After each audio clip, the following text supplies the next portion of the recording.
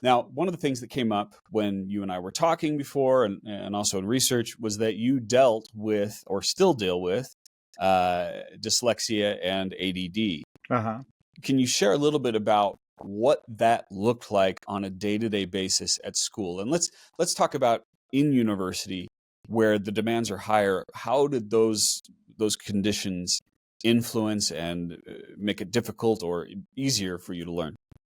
Well, funnily enough, I didn't actually get diagnosed till I was in my late 30s.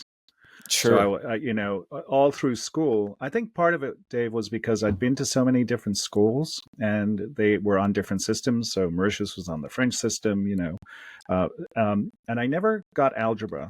So somewhere along the line, I got lots of Irish poetry and stuff, and I got lots of French language, but I didn't pick up algebra along the way. And for some strange reason, I ended up in electrical engineering, which is a pretty heavy mathematical type topic. And you have to do all these crazy, differential equations or Laplace transforms where you have to do the inverse of time. So it's quite a conceptual topic. And I was really good at that. I could kind of invert time and figure that out, but I couldn't really do the algebra afterwards. So I wasn't really aware that it was dyslexia that was my problem until after I was diagnosed. So now in hindsight, I understand why I could do all the complex stuff really well in engineering, but then when I had to reduce the equation to a number, I was very poor. And now I have an excuse for that I would have liked to have been able to use in school, I suppose. But yeah, so how did you compensate for that? What strategies did you use because obviously you were successful academically, and I'm really asking this in thoughts of someone listening who might be dealing with this, or they might have a child that's dealing with this. What was a trick or a strategy that you used to be able to push past the difficulty of that kind of fine math? Curiosity. I think that's probably the one word that guides everything I do is curiosity. Follow your curiosity. I also put a caveat on that with all my students to say I'm an N of one. And the fact that I ended up as a professor at Duke is probably through a random set of circumstances that could not be repeated in any way, shape, or form. However, if people were going to ask me, what got you where you are, it was sheer curiosity. So from a mathematical perspective, I didn't there's two things. I will be honest. I got into engineering because I wanted to make money. That's like mapping my generation, right? I'm a Gen Xer. I wanted to be able to afford things. I wanted to live a fun life, not unlike the life that I had led as an expatriate traveling around the world. So I was motivated, I think, and electrical engineering paid the most, and I was good enough at math to get in. But what I did was I was curious about how to work, whether it was fields or electromagnetics or whatever. I was actually curious about how it worked, so I wanted to figure out the math. So I tried things from multiple angles, so that when I finally got to the exam, I was able to cover it. I would still get the math wrong at the end. But thankfully in engineering, it was more the conceptual layout of the problem that you got the most credit for. Thank God for partial credit, shall we say. Because if it was just binary on the final answer, Dave, I would have been in trouble. But most of the time I got through the complex stuff of laying out the equation. I just wasn't very good at reducing the equation or adding it up or subtracting it or whatever it was to get to a final number. Yeah. Well, that makes a lot of sense too when you talk about following your curiosity, because as someone who deals with attention deficit disorder, and my son, maybe worse than me, what people sometimes don't understand is it isn't the absence of focus, it's the hyperfocus, sometimes to the exclusion of everything else, that becomes the problem. And so I could easily see how if you're curious about something, you dive deep and you dive long. And stay in that mode of learning. Is that kind of what you experienced? Because that's what Totally. I experienced. No, I'm with you on that 100%. There is a downside.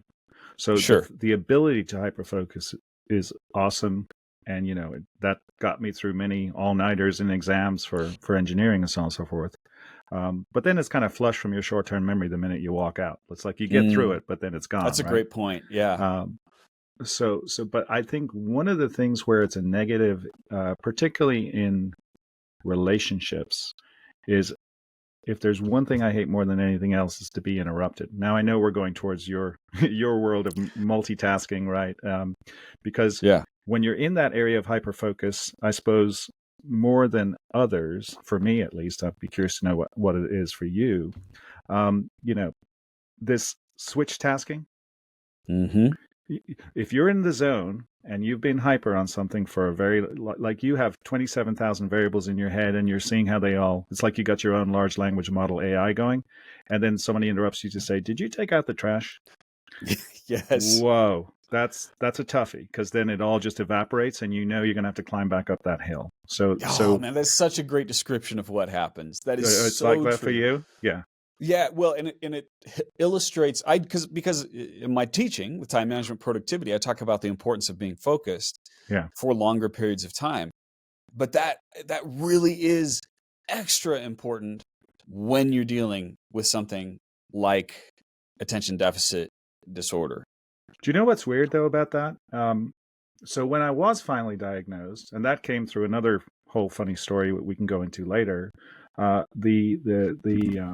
the doctor I saw said, "You're a functioning ADD," and I said, "What does that mean?" He said, "You're not going to take the Adderall, which is what I have, until you really need to sit down and focus, and you're not going to really notice much of a difference." And that's the truth.